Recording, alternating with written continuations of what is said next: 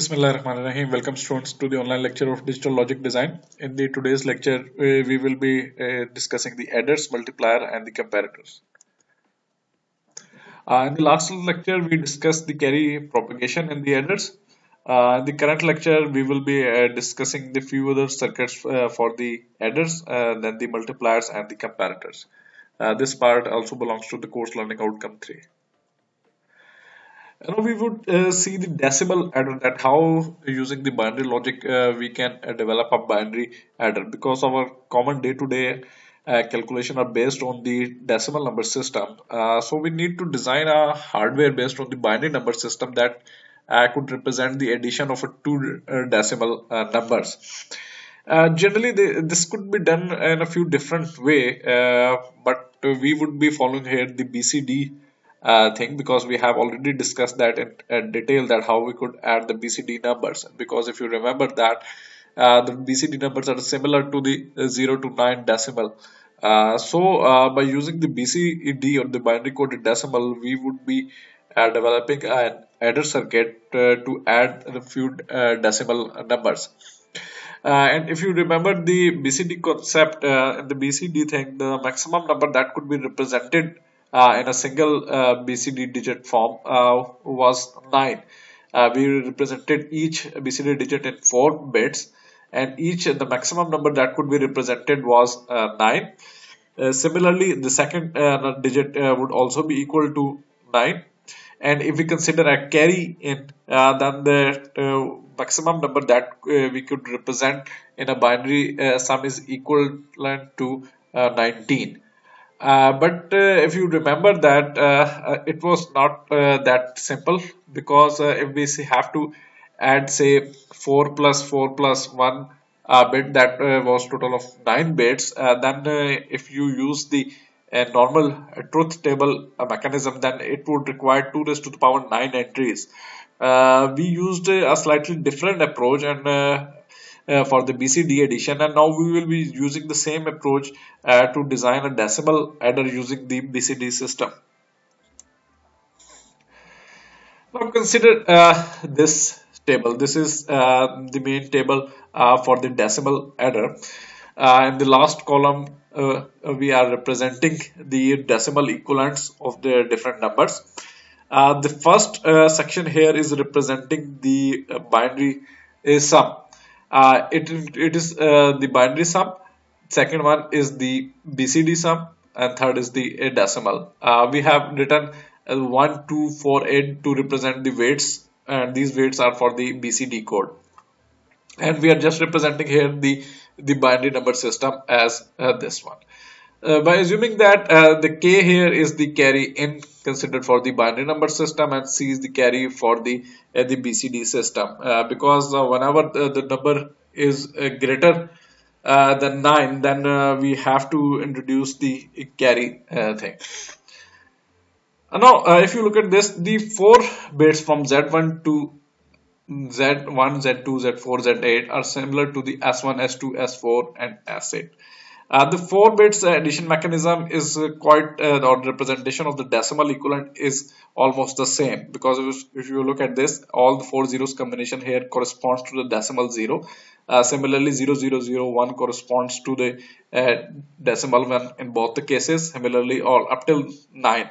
Up till 9, you can see that 1001 here in the binary sum and 1001 in the BCD sum are again equal to the 9 term. So up till 9, both the binary sum and the BCD sum both are the same. But as we move on, as we move to the next number, say 10, when we're representing the 10 in the form of a binary number system, then we represent it as simply 1010, whose equivalent is equal to the decimal 10.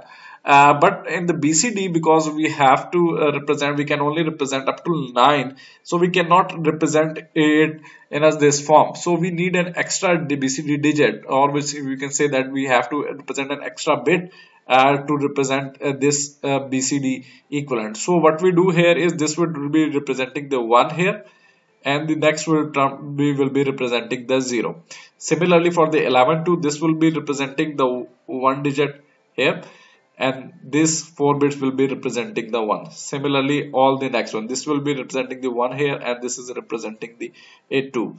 But while in their binary counterpart, it is the same as we studied in the binary number system, that how we represent 12 and 13, because of the BCD don't have any representation after the ninth number. So we represent it in a form of a two different bits. We add an extra bit, which is basically the representing the separate digit as 1, and rest are representing the number 2, 3, 4, 5, 6. All the number 1, 2, 3, 4, 5 are represented in 4-bit format here. So the maximum number, as we have seen, that could be represented in a binary in the BCD is the 19. Both of these bit, if you see that all the combinations you see here represent that the maximum number that 4-bit could be represented here is 15. Till now here, this is the maximum number in the binary equivalent. For now, representing a number more than 15, you require an additional bit. In this case, we are using the carry bit, which is represented by the k term here. So in that case, the k value of the k is now considered to 1. So the 16 is represented as 10000 in binary, so that is represented here. Similarly, the same is with the BCD, because BCD we have already considering that we have represented the 9 bit from 0 to 9. So we just add 1 here and repeat this sequence again here. So this will represent from 0 to 9 here. So we are representing 1 separately and 9 separately. And if you remember that, when we had to add two different BCD numbers, what we need to consider is that if that number was greater than 9, or if their sum was greater than 9, then we needed to add a 6 in the answer, so that it is aligned with the BCD number system. So whenever there is a number that is a result that is greater than 9, we need to add 6 in it. And for that purpose, what we do is we need to understand that when this is possible. So we need to develop a certain kind of a hardware in which we could judge that our binary system, that there is as the number is greater than 6. So we have to identify the conditions on which that number is considered to be greater than 6. We can easily identify a few things from this binary table or binary sum section. If you see that in this section, when ever the last bit, the k value of k is equal to 1, then that would be representing a number that is greater than 6. So we could have easily determined the few values which are greater than 6. Whenever we would have a value of k equal to 1, that would be representing that our result is greater than 9. But we have still left with certain combinations. We need to identify also some pattern in these combinations, that so that we can differentiate that which number the result is greater than 9 or not. Then we can identify, we can, if we see the Z8 thing, and it is because it's also once here, so we cannot directly take it, but we could take a combination of this Z8 term with a few other terms, like if we say that whenever Z1 and Z4 are 1, then that would also be representing a number which is greater than 9. So we need to add 6.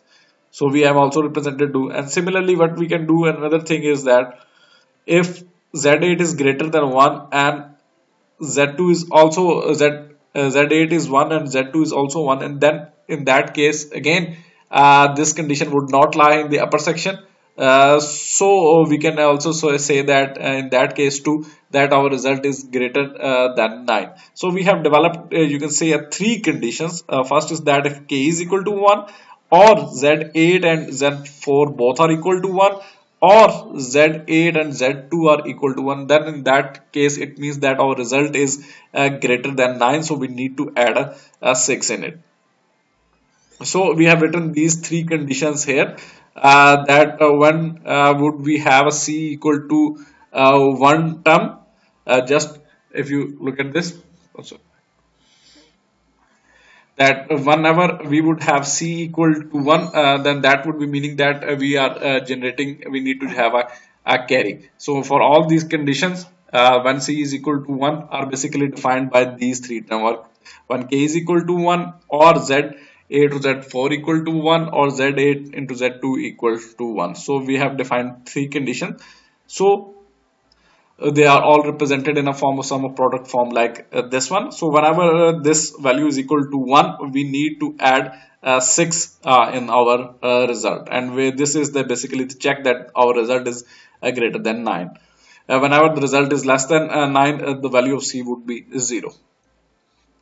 And now to draw a circuit diagram for this decimal adder, what we need to do is we consider first the two numbers, the two 4-4 bit numbers that we need to add here. Their result would be added to a simple 4-bit binary adder. We are also considering a carry in here. The result of these two calculations, or the carry out, will is represented by the k term here, and this is actually the carry out of the whole, which is represented by the c term here. And if in this case our result is greater than 9, then basically this circuitry, this one is determined here, that whether our result is greater than 9 or not. If it is greater than 9 here, then we have to add 6 to our result. And how we add 6 to our result? Actually, we have fixed it here as 0, because whenever this c bit would be equal to 1, then that would mean that we need to add 6. So it would be 1, then this would be 1, 1, and this would be 0. So this is equivalent to 6. So whenever the number is greater than 9, then our this circuit will tell us that it is greater than 9. So we need to generate an output of 1, and then that output of 1 would tell us that we need to add 6 in it. So when we will add 6 in it, this would be our final result. And whenever say c is equal to 0, then in that case this whole number would be equal to 0, 0, 0. So we don't need to add the number, because it will remain the same. So the result will remain the same. So in this way we use the BCD to represent the addition of any decimal numbers. Now we will see the multiplier circuit, that how a basic multiplier works. For the multiplier system, we need to first understand a basic example. Suppose we have two numbers a and b, both are represented by two bits, a naught a1 and b naught b1. And you remember that this multiplication is almost the similar way that we do it in the decimal counterpart. And if you see that it's very simple, that first what we need to do is that we need to multiply a naught with b naught, then a naught with b1. And when we have to apply the next calculate the next product, we shifted it with a 1 position, and then we calculate all the addition process that are involved with. This will come directly here. This would be basically the addition of these two numbers, and similarly this would come directly here. So our final result would be represented in C0, C1 and C2, and if there is some carry generated, then that would be represented by the C3 term. And now we need to design a certain circuit for this term. If you see this term, that whenever a naught is multiplied by b naught, then the value of this will only be equal to 1 when both of them are equal to 1. So this is actually representing the AND operation. This is would be representing the AND operation, because if you look at this, this is actually the truth table for the multiplication and the AND gate. So both of the things are similar. So first what we need to do is we need to calculate this product, and it is actually represented here as this one, C naught. Next thing is what we do is we calculate A naught into B1, we calculate it in this way. Again, we perform the AND operation, but for this time we need to add it with this result A1 B0. So what we do is we first have to calculate the value of the A1 B0, which is calculated at this point, and then we have to add it with the result of this A0 B1, which is represented here.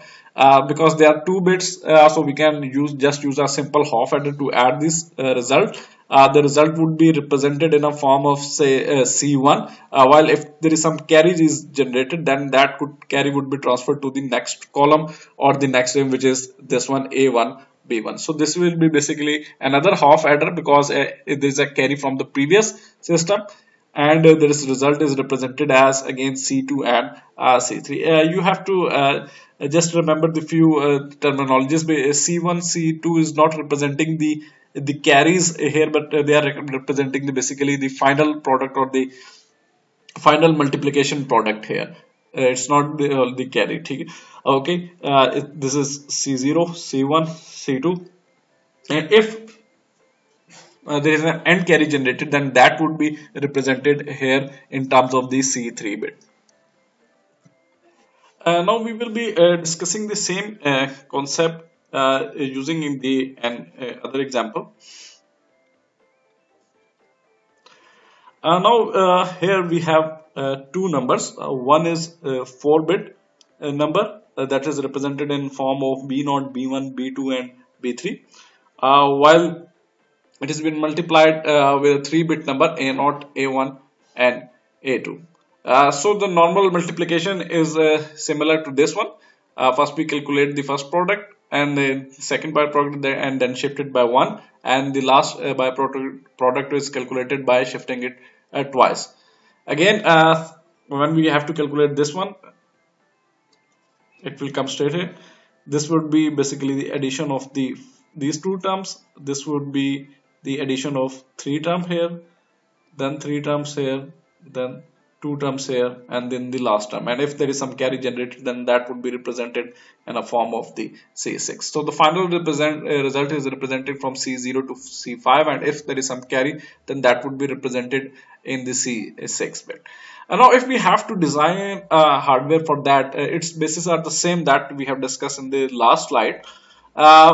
Because for this purpose again we need a 4-bit adder to add this process. So what we need to do is, because one is 4-bit number and there is 3-bit number, so we can always extend the 3-bit by adding an extra 0 in it, so we can represent it in that way too. So first what we have done is that we calculated the products of these one A0, B0, A0, B1, A0, B2 and these are all calculated through the AND gates, and these terms will be calculated as this. Then we have to calculate this second row, and then we would calculate the third row. So basically the total number of AND gates that we would be requiring here is that depends upon the number of the 2 digits, binary digits here.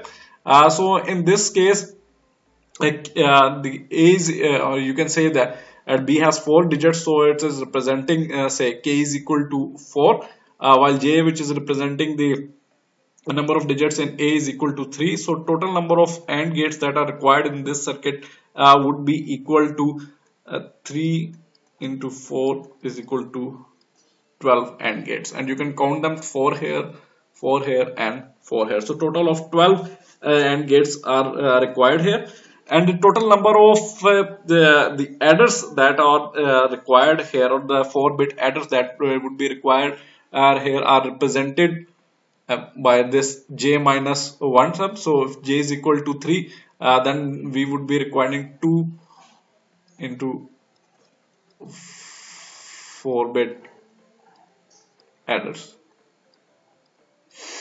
So one adder is there and one adder is here.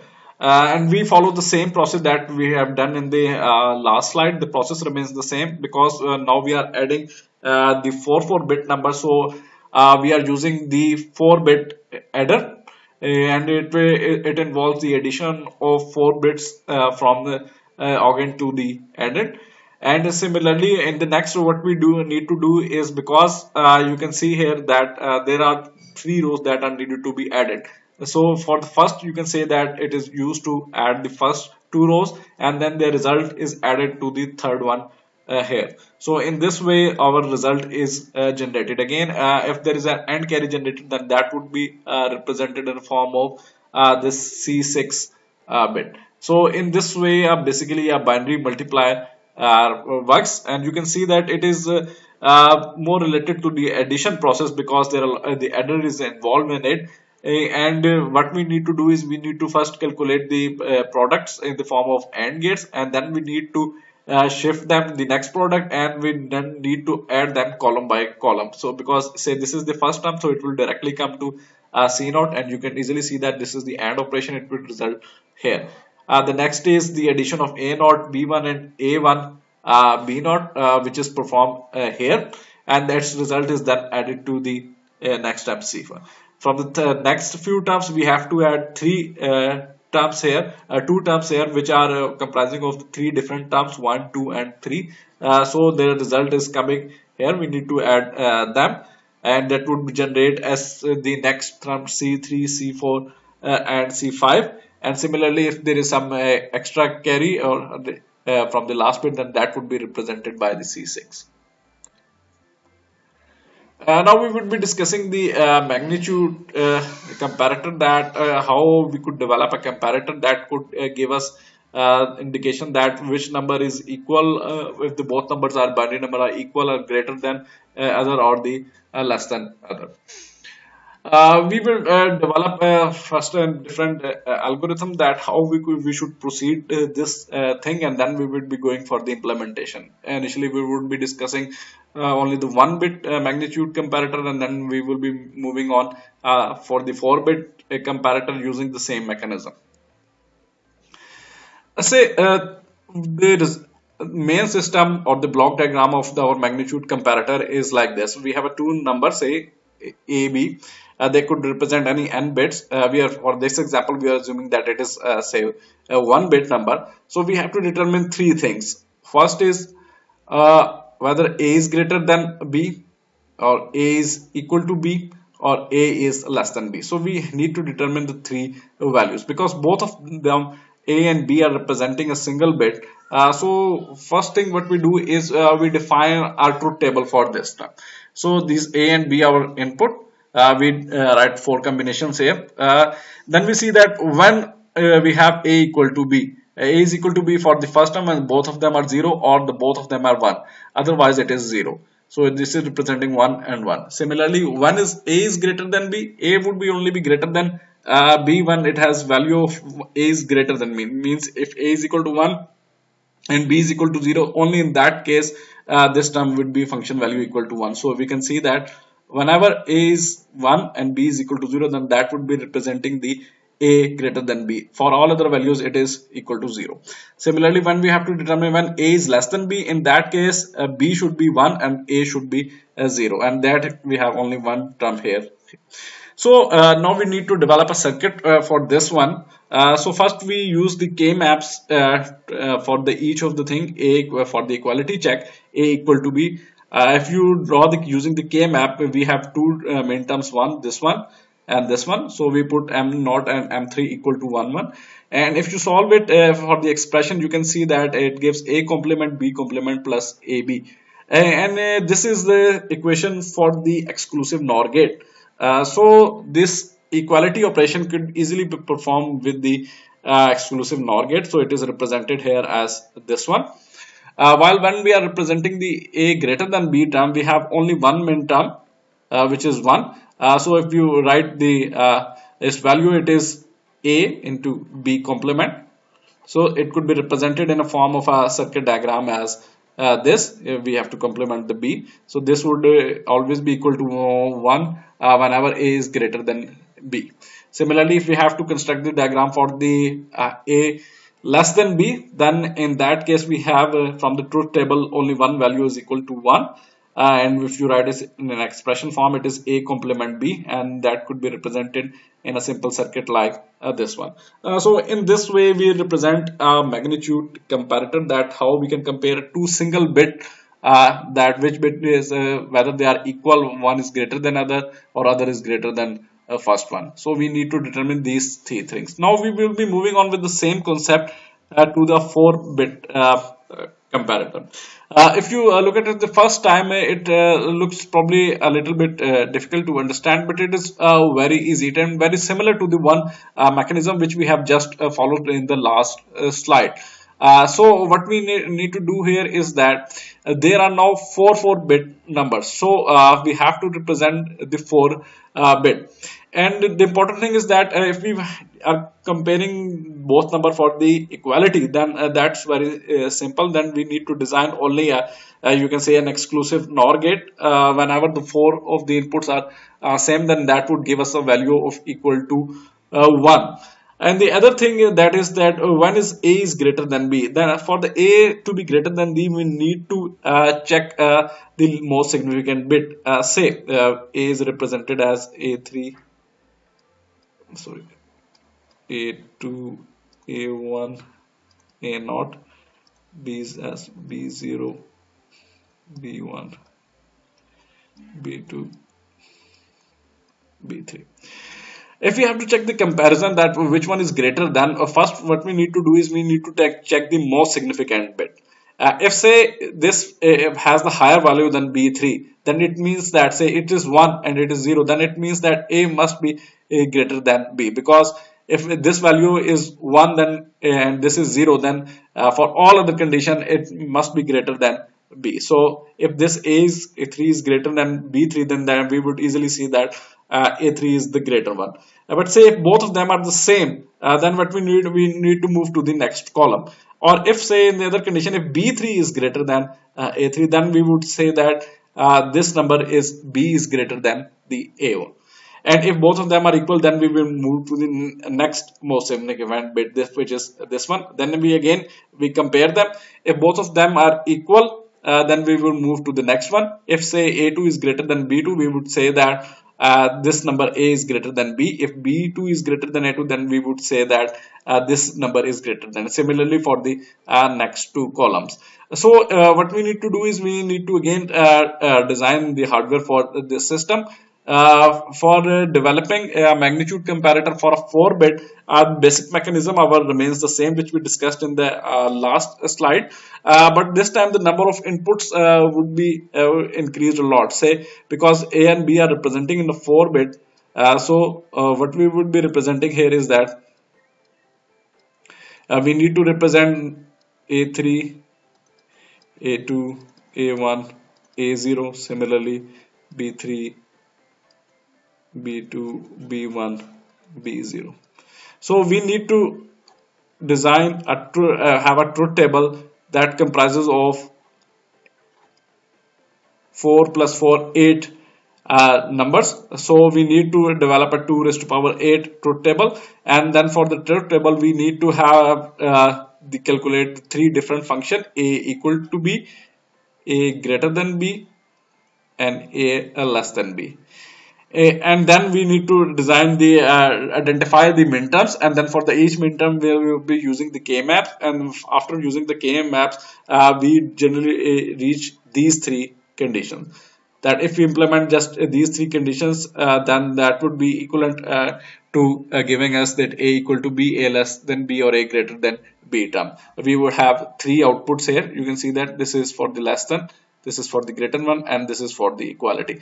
Whenever any of the condition is met, that value would be equal to 1. And you can see that at any given time or any given set of inputs, only one of the 3 values would be equal to 1, other would be equal to 0. In this circuit, what we have done is, because there were certain terms that were repeating, so we have taken them using some identified some common terms or named them like x3, x2, x1, and x0, and because they were repeated in the circuit, so we have used them more than once. Otherwise the simpler way is the same, and that you follow the truth table, and from the truth table you use the k map thing, and then draw a separate circuit for each of them. This one section is simply representing, this part is representing the exclusive NOR operation. So we can just replace the whole thing with the exclusive NOR gate too. So in this way, we design a magnitude comparator for any given number of bits. The same procedure would be required for additional number of bits. Kindly do read these pages from the books, because all the things that we have discussed in this lecture required some reading. So kindly do read these pages for better understanding. Thank you.